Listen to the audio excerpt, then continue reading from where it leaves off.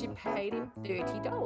And he came home like he was the man, threw the cash at me and said, look what I got today. And I was like, what are you doing? You know? And he's like, I got paid. And, you know, it was so good to see. He just felt so good about himself. And she was nurturing that, like, hey, I needed you. Now I've got to pay for your services because you were good at what you do. We have a cultural conditioning of boys versus girls that stems. Oh, maybe. God, I don't even know.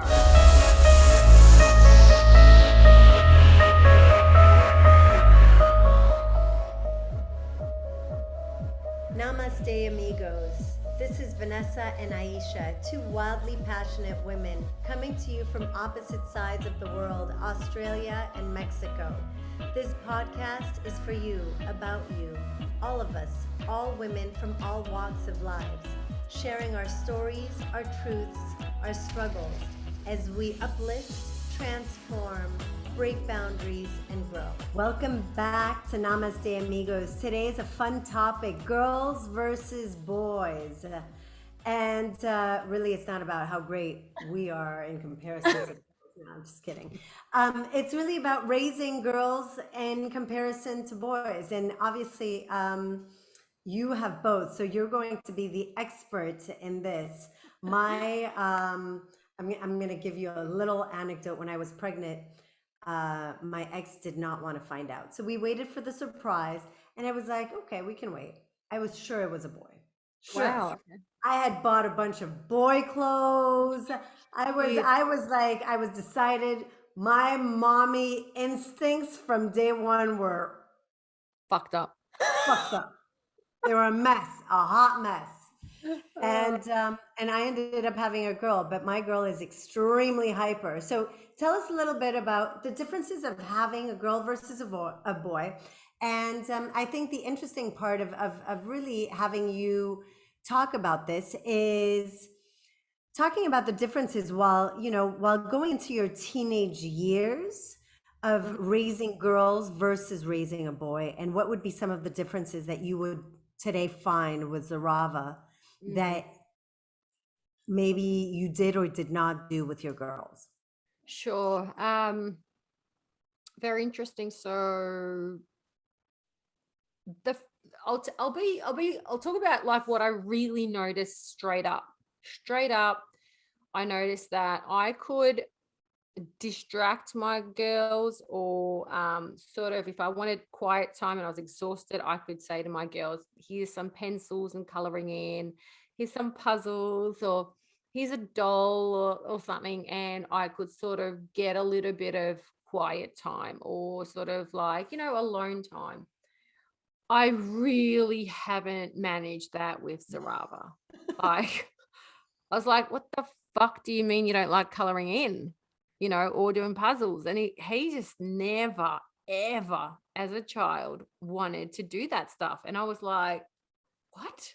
And it was constant activity, like it was constant movement, right? So what I noticed with boys was that he was constantly physically wanting to express himself.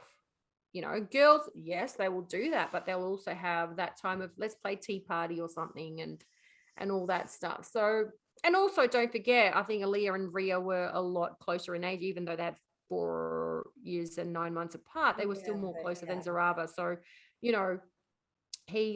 even though they were drawing, they probably drew with each other. So that's probably, comes into effect as well. Another thing I noticed was like, man, he talked a lot.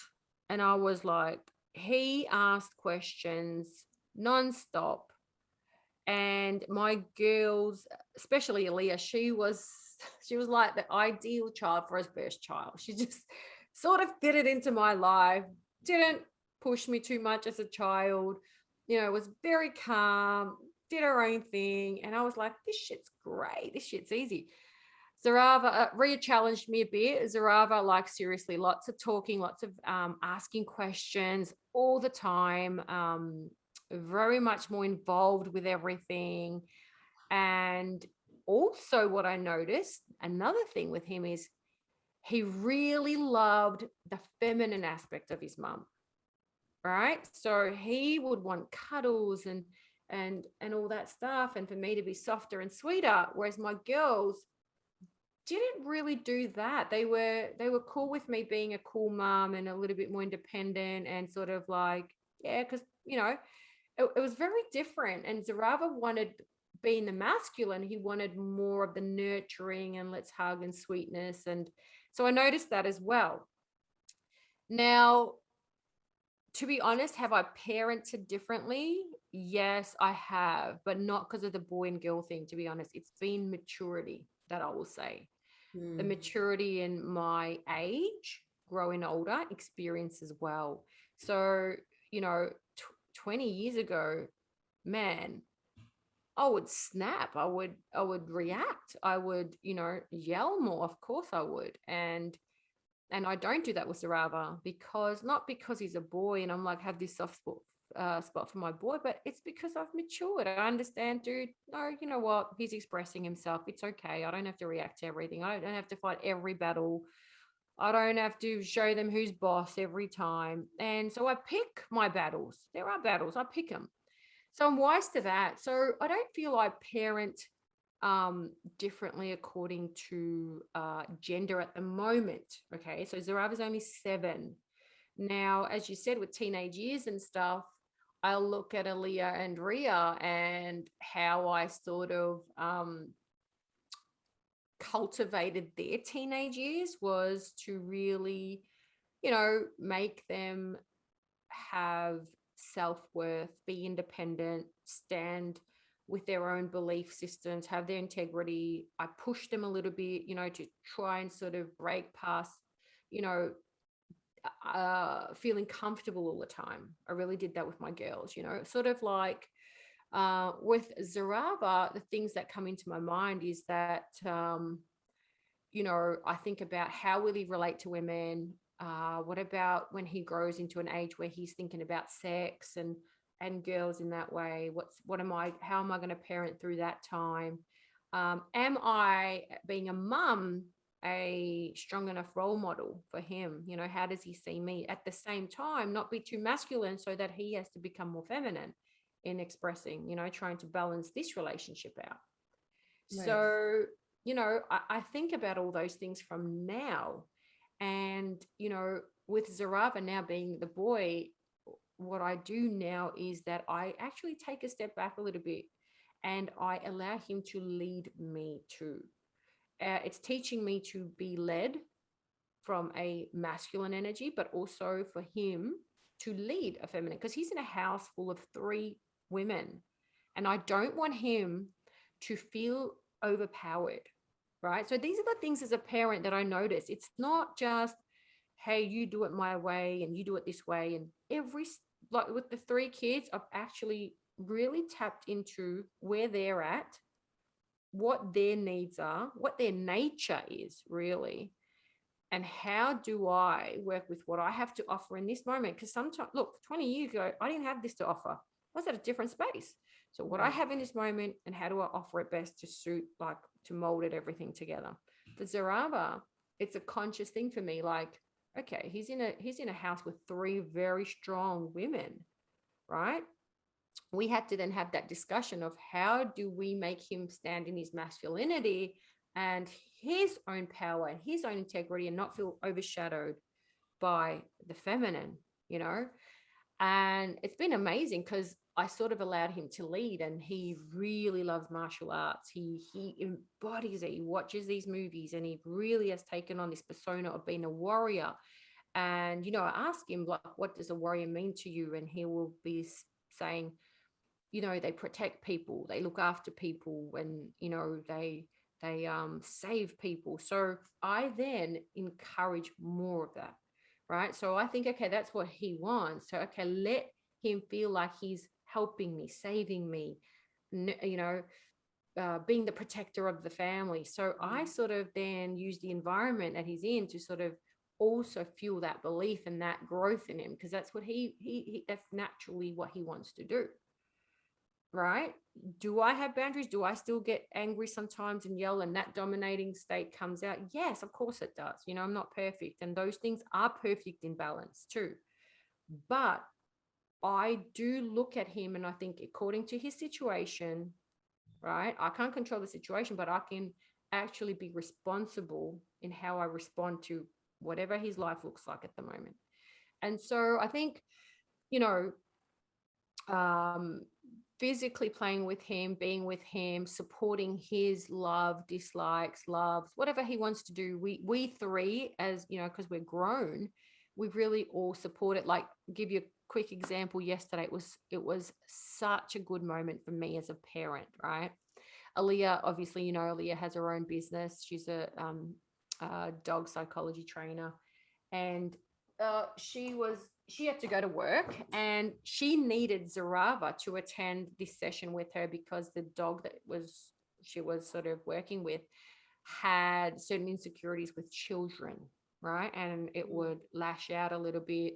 And I trust Aaliyah, like I really trust her, and she's really great at what she does. So she was like, is it okay if I use Zarava? And so I asked him, and he's like, yes, I want to go. So then she took him yesterday. They did a session. It was phenomenal. So he went to her work, helped her, and she paid him. She paid him $30, and he came home like he was the man. Threw the cash at me and said, "Look what I got today." And I was like, "What are you doing?"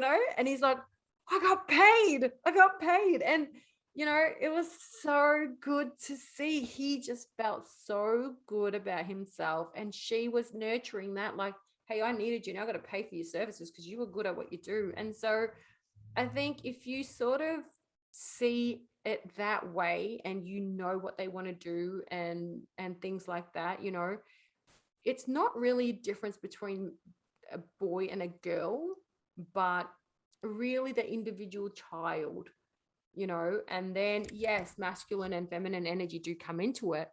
And I really consider how I balance those two, so that he can grow in both. I don't want to take away the feminine energy from him, but he can also develop the masculine energy and influence in him too. So yeah, that's pretty I much think how I. I think that's such great examples to give, because I think in so many cultures still to this day, there is a very big difference in Massive. how we are parenting our boys versus our girls, right? Yeah. Yeah. And starting with that, let me give you a doll, or let me give you a car. I remember Chloe growing up used to love playing with cars. She had a bunch of little cars because she loved them. It's not, Yeah. for me, it's not a boy versus girl. It's whatever you feel like playing with, play with, Mm-hmm. Um, and and it goes really, I mean, we have a cultural conditioning of boys versus girls that stems, Oh I mean, God, I don't even know. Yeah. centuries on end, right? So it's also super important that we start realizing that, Mm. and that as the world starts to change, and as there are more single mothers, um, how are we taking that difference on? One Mm. thing I've also noticed is a lot of single mothers who have daughters are very strong and tough with their girls, I was guilty of that, hands down. so that Yeah. they don't get hurt again, so that their head is on the right way, so Mhm. that for protection purposes, that's how we're parenting them. And if you're the mother of a single boy, you're super soft because you want your boy to be the total opposite of your ex that left you behind.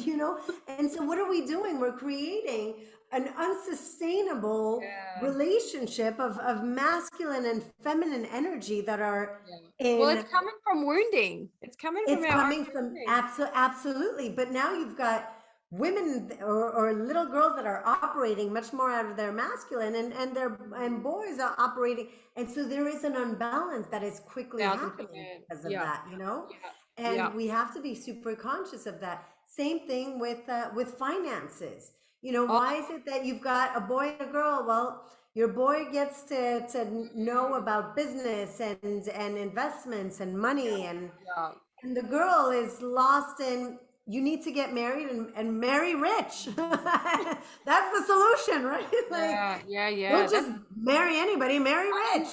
I think I really would like to do another podcast on that topic itself. That, that's huge. That is such a huge thing. Like, what information even gets diverted to girl and boy? That happens. Yeah, A lot, financial, a lot. fin- a lot. Business conversation, financial conversations are always directed towards your son or the males in the house. And why is it that men don't know very much how to sweep or clean? Mm. You know, I mean, 100%. And you know what? And that's what it comes down to, right? Like I think about it and I think, Aaliyah was really, really supported by me when she wanted to create her own business because I was not trying to make her a businesswoman because I didn't fucking do that. I was like, I am going to expose you to whatever you need to do, whatever information you feel called to, then you decide. I'm not telling her not to have babies at 20 or if she wants to 21, 22 and have, no, no, no. I'm saying everything is available. You decide. I'm not going to direct you down one path. You have access to everything, and every kid should have exposure. That's my point, right? I'm not going to tell my son that, hey, you better marry at 21 and have it. No, I'm just saying we can talk about finance. We can talk about cooking recipes as well, right? And I think that's why, yeah, I think it's just that we are no one to, pick for our children based on gender, what access to what information they have access to. I think that's a massive thing about, boys versus girls, even color, right? What color? Who puts away the dishes at night, little things like that, like really. And like you said, as a parent, I know, Vanessa, you as well. I always ask myself, is when I'm offering my children any part of advice or I'm asking them to do something, I'm always thinking, am I asking them in reaction to something that I have not healed yet? Or am I just asking them because the situation needs something to be done? Right. Right. So it's like, am I trying to, like you say, really, push forward some agenda on my daughter because I felt certain things, or vice versa on my son? Or is it because, hey, in this situation, in this moment, what is a healthy thing for boy or girl to do? Hey, they should be financially independent. They should also know how to cook and clean. They should definitely have emotional intelligence, and some sort of financial knowledge. Like, and they should be compassionate. They should also give back, they should care about animals and nature and stuff. So, but like I say, feed into their natural, like Zarava, the warrior, he wants to be a warrior. Feed into that too, support that too, because they're guiding you too. We don't always have to have it pathed out. They also show us, hey, I like this path. Can you keep supporting me on this thing as well? So, Yeah. watch them. And Ria's very, very into fashion and makeup and hair and that. And that is just not me. And I struggled at the start because it was so challenging for me to fucking listen to her even, right? But I had to learn because that was her joy. That was her natural state of joy. Zaraba has his, so I have to support that. My Aaliyah has hers about, for an Indian girl doing dog training, it's fucking crazy, but I fucking see her joy, right? So those are the things, like, and that the marrying of their joy and you giving them exposure to, what could benefit them regardless of gender is where they find their best self. Yeah. And and that's what I feel. I agree. I think there is no more need for anything. I think, you said it all. It's really taking a look at how are you parenting, and are you parenting from a place of your needs, or are you actually just letting your kids be and really exposing them today in Mm, a time where there is so much knowledge available to us at the tip of a finger. um you know, like it should today be an equal exposure, because things yeah. are quickly changing and quickly shifting. And you know, as we spoke in a different episode, families are restructuring in a very different way. So the exposure of your boy, may you have a boy or may you have a girl, should be pretty much the same in everything that is cooking, cleaning, business, Mhm. hobbies. If your boy likes to do dance and if your girl likes to do taekwondo, let's not limit them because of our limiting beliefs and our stories that really drag us down at the end of the day. Amen. Amen. 100%. Guys, thank you so much for hanging out and for listening to our topic. This is a really good one. It's really the future of tomorrow, right? And how we address things one day at a time and one topic at a time. Aisha, it's always a pleasure to see you. See you on the next episode, my love. Love you, girl. See ya.